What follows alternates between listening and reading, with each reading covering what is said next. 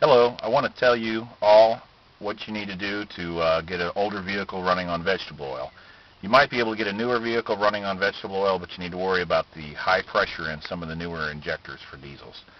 Okay, this switch right here comes with a Polac solenoid switch, and this is the only internal part that you need. You just need to have somebody be able to wire it for you. Just drill a hole in your dashboard and just mount it right there like that. Let's go around underneath the hood.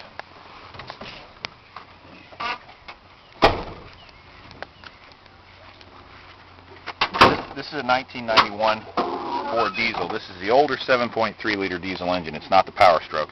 Come over here. Okay. What you have here, you have the Polac switch. You can buy these from J.C. Whitney. It's about $83. Hopefully it won't go up from this advertising. Okay. You don't need a fancy kit. You don't need a $4,000 kit. What I have here, I call this my 2-in-1. Inside this 1.25" silicone hose is a metal hose. It's a flexible metal hose that carries the vegetable oil towards the engine, and the coolant hose carries coolant. So I've got both coolant and vegetable oil in two different hoses right here in this container. Right here you've got the vegetable oil with a threaded half coupling going this direction. So the oil is going that direction towards the engine. Right here, it's going here towards the solenoid switch.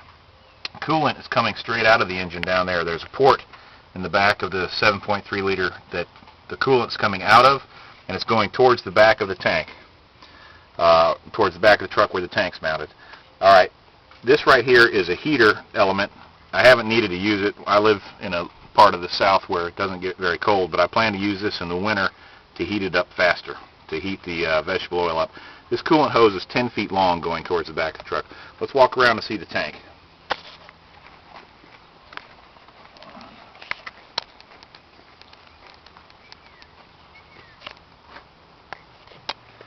I have a 225-gallon tank that holds enough vegetable oil to drive 2,600 miles.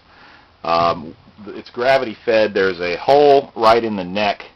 That cap, I'm trying to remember the name of that cap to tell you. I can't tell you the name of that cap right now. I've forgotten. But there's a hole right underneath that cap. It's probably less than an 1/8 inch of a hole. Just allows for ventilation.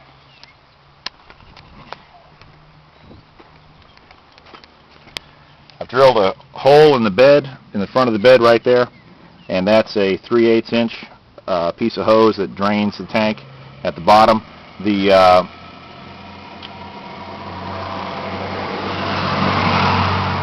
There's a port coming out of the tank that is something like a 3/8 inch piece of aluminum tubing welded, and it's protected by a 2x2 square piece. It's protected from being knocked. The tank is bolted to the frame through the bolts where there were holes for the bed, and we're going to crawl underneath the truck real fast, and we're going to look underneath the truck. What you have here, you have right here is the vegetable oil draining. You have another 2-in-1. This is how you port it out and port it in. You got the coolant coming out of the 2-in-1 system, and you got the vegetable oil going into the 2-in-1 system. So the coolant is running this direction from the engine, and it's just looping around back, and it just joins up in the engine again in another port, or you can connect it to an existing coolant hose. Now this right here is a filter. It's a 30 micron filter. I filter the oil. First I filter it to 1 micron, but I have a 30 micron filter simply so that the injectors are not disturbed with any type of grit that gets into the oil after it's already been filtered.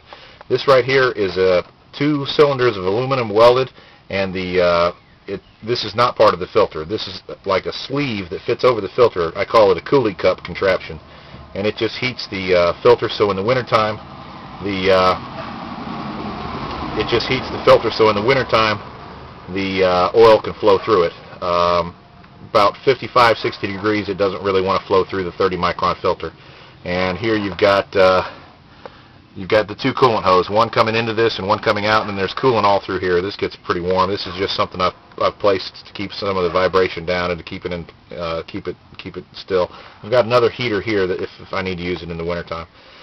But that's the extent of my design, and you're welcome to use the design. Good luck. You can contact me for any questions, and it's a 7.3 liter diesel, non-power stroke.